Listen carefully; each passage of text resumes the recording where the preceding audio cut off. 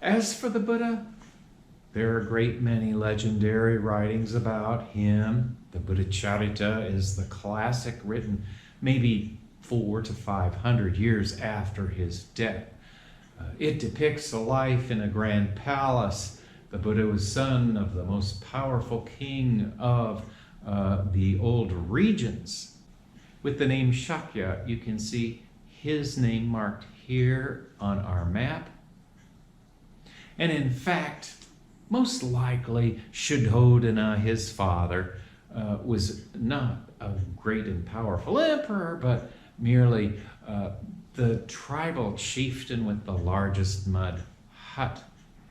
So the Buddha was born by scientists of religion, what we call the axial age, a point in human history when pan-ethnic empires have emerged and figures who encompass vast cultures like Socrates, Confucius, the Buddha, the prophets of Israel, the Upanishadic thinkers, all of these emerge in a miraculous time frame in the middle of the first millennium before the Common Era, the time in which we find the Buddha.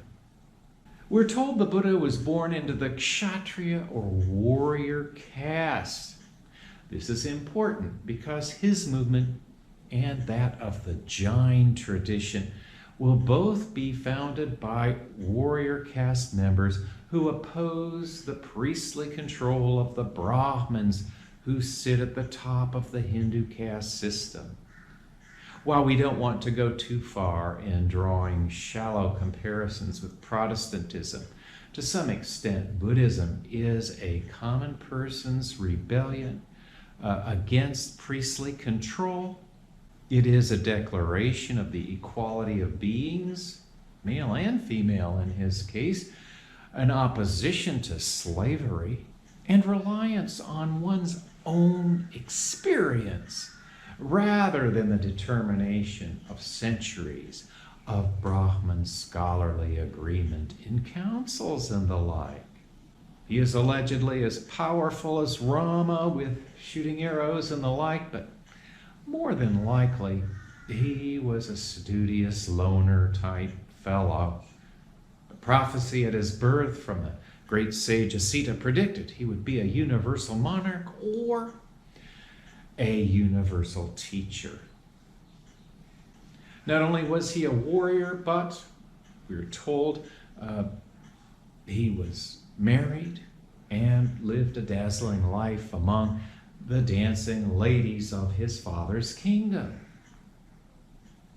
Due to the prophecy, his father tried to hide suffering from the Buddha, hiding every mention of death, old age, or sickness until one day, we're told, according to the legends, the Hindu gods wanted the Buddha to awaken to the final truth of reality.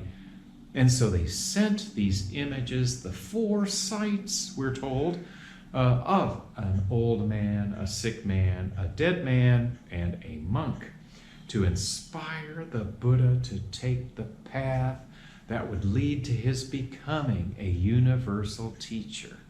So upon seeing the fact of suffering and sorrow, the Buddha resolved he will find the answer, leaving behind the most beautiful woman in the world, according to tradition, Yashodhara, and his own son Rahula.